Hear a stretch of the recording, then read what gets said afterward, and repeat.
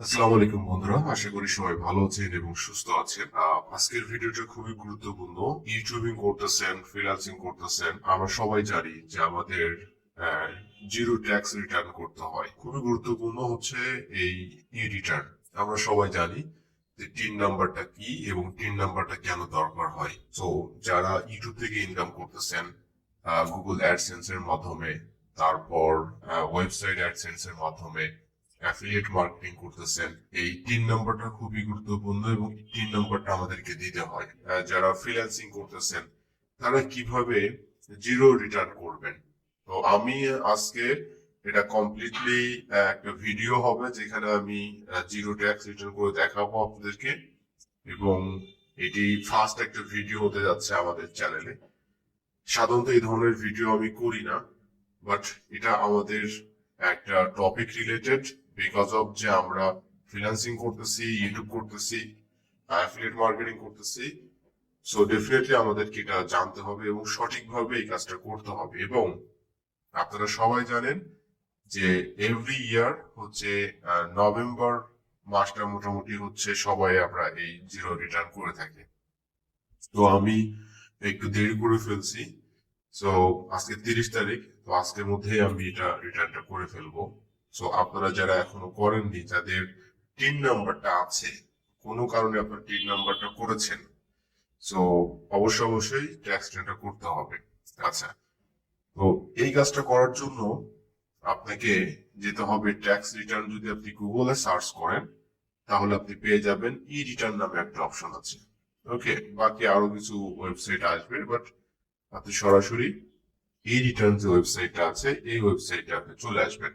এই ওয়েবসাইটে আসার পর টোটাল 6টা জিনিস আপনি এখানে দেখতে পাবেন। ই টিন, ই রিটার্ন, তারপর রিটার্ন ভেরিফাইড, তারপরে যে ই রিটার্ন লেজার, হ্যাঁ, পেমেন্ট, তারপরে ট্যাক্স সার্ভিস।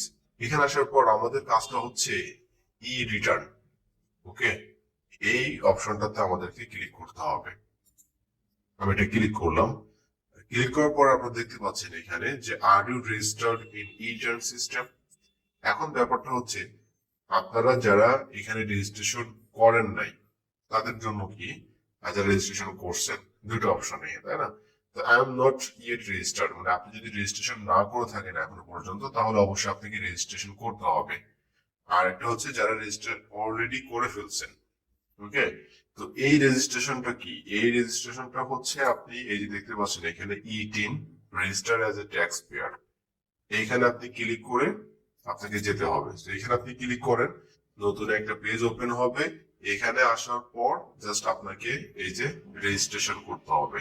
ওকে, এই সিস্টেম গুলো ফলো করে এই পেজটাতেই আপনাকে রেজিস্ট্রেশন করতে হবে, যেখানে আপনি একটা টিন নাম্বার পেয়ে যাবেন। ওকে, সো এই ওয়েবসাইটটা আপনাদেরকে টিন রেজিস্ট্রেশনের জন্য ব্যবহার করতে হবে। বাট আজকে আমরা দেখব ই রিটার্ন। সো ই রিটার্নে ক্লিক করার পর আমি সরাসরি ক্লিক করব I am already registered, because of already যেহেতু আমি পূর্বে জিরো রিটার্ন করেছি, তার মানে হচ্ছে আমি এটা রেজিস্ট্রেশন অবশ্যই আছে। এখন এখানে ডান পাশে দেখতে পাচ্ছেন যে আমার একটা টিন নম্বর আছে, যে টিন নাম্বারটা দিতে হবে। যে টিন নাম্বারটা সাধারণত 12 ডিজিটের হয় এবং এটা রিকোয়ার্ড, এবং একটা পাসওয়ার্ড আমাদের দিতে হবে। ওকে, সো এখানে আমি আমার টিন নাম্বারটা দিয়েছি, পাসওয়ার্ড দিয়েছি, আর ক্যাপচাটা আমি পূরণ করেছি। দেন ক্লিক অন সাইন ইন। এখন ইনভ্যালিড ক্যাপচা দেখাচ্ছে, তার মানে প্রথম যে ওয়ানটা ছিল এটা মেবি সামথিং অন্য কিছু ছিল, জানি না। যাই হোক, Z2N3 ছোট হাতের I, তারপরে 9।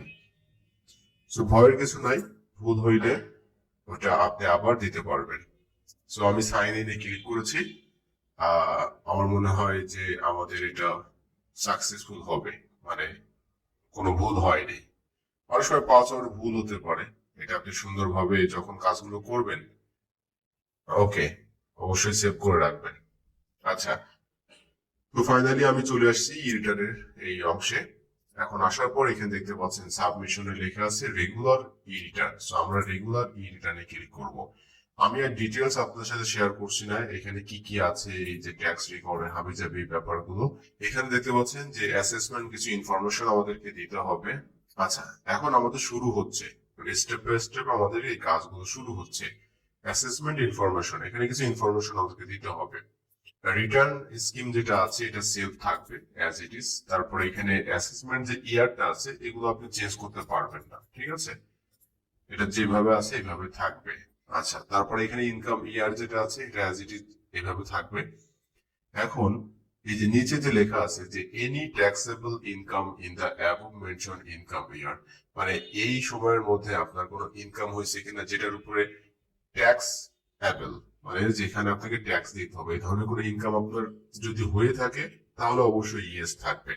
আর যদি না থাকে, আচ্ছা, এখন ব্যাপারটা হচ্ছে যে যারা ফ্রিল্যান্সিং করতেছেন, ইউটিউব করতেছেন, অ্যাফিলিয়েট মার্কেটিং বা স্টুডেন্ট হাউস ওয়াইফ যারা আছেন, তাদের যদি ট্যাক্সেবল অর্থাৎ এমন ইনকাম আপনি করেছেন যেটা বাংলাদেশের নিয়ম অনুযায়ী, হ্যাঁ, যে ইয়ারলি আপনার যে ইনকামটা আছে ওইটা যদি ইনকামটা থাকে যেটাতে উপর ট্যাক্স বসানো সম্ভব, যেটাতে ট্যাক্স অ্যাপ্লিকেবল, মানে যেখানে আপনার ট্যাক্স দিতে হবে, এই ধরনের ইনকাম যদি না হয়ে থাকে তাহলে অবশ্যই আপনি এটা নো সিলেক্ট করবেন। আর নো দেওয়ার সাথে সাথে দেখতে পাবেন এখানে একটা অপশন থাকবে, এটা আপনি ইয়েস করে দিবেন।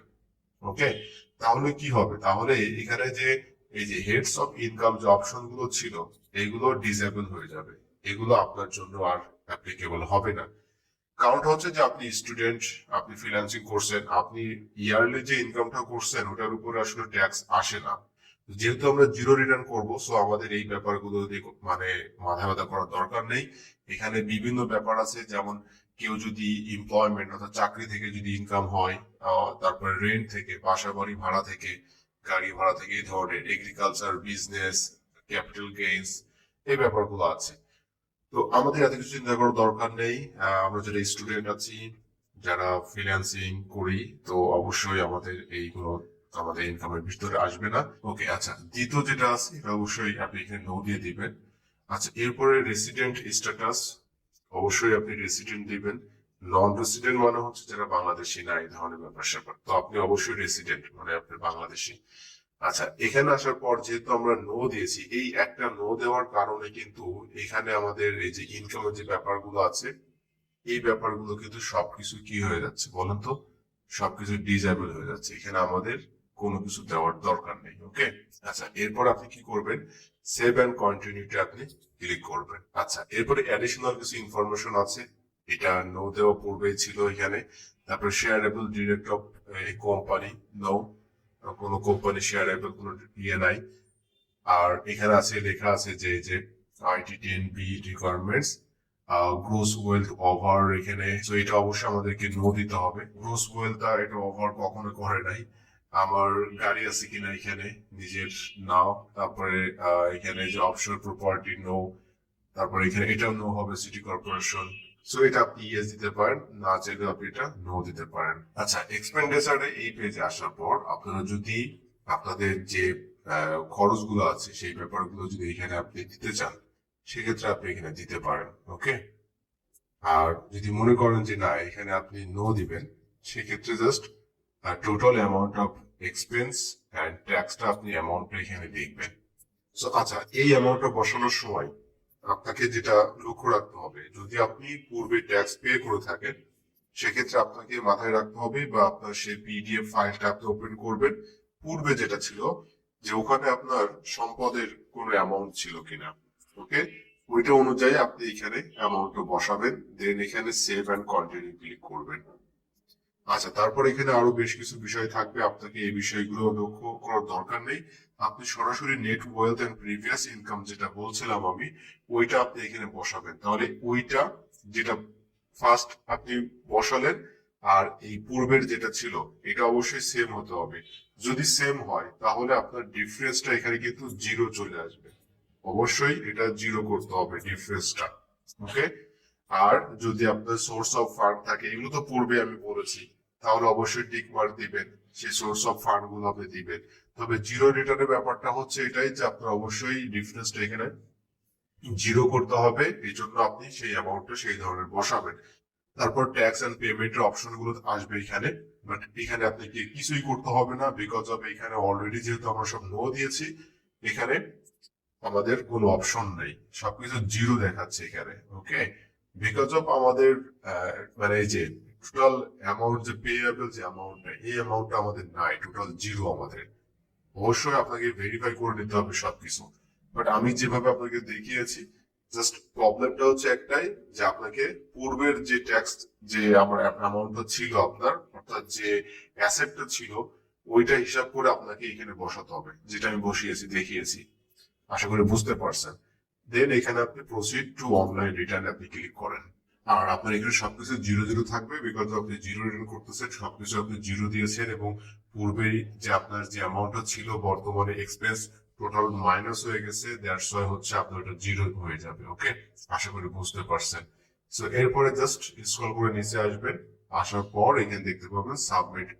সো আপনি এগেন একটু চেক করে দেখবেন সবকিছু ঠিক আছে কিনা, দেন জাস্ট আপনি এখানে সাবমিট রিটার্ন করবেন। Okay, so let's click on submit return. So আমি এখানে সাবমিট রিটার্নে ক্লিক করলাম। ওকে, ইয়েস। ওকে, সো এখানে আপনাকে কংগ্রাচুলেশন জানাবে। Okay, the submission was successful, and এটা যদি আপনি ডাউনলোড করতে চান তাহলে এখানে যে রিসিপ্টে ক্লিক করতে হবে, দেন এখানে জাস্ট ডাউনলোডে ক্লিক করবেন, এটা ডাউনলোড হয়ে যাবে। ওকে, দেন এখানে সেভ পিডিএফ অল, তারপরে এখানে পেজ 1, যা ওকে, তারপর এখানে সেভ, এটা আপনার ডেস্কটপে এটা সেভ হয়ে থাকবে। ওকে, সো আপনি এটা এখন সেভ করে রাখেন। সো এটাই হচ্ছে জিরো রিটার্নের সিস্টেম। আহামরি জটিল কিছু না, কোনো কিছু ভয়ের নাই। হ্যাঁ, জাস্ট এখানে আসবেন, পূর্বের যে অ্যামাউন্টটা ছিল জাস্ট ওটা ক্যালকুলেশন করে যাতে মাইনাস হয়ে যায়, যাতে ক্যালকুলেশন করে যেন জিরো হয়ে যায়, দ্যাটস ইট। এটা আপনি মাথায় রাখবেন।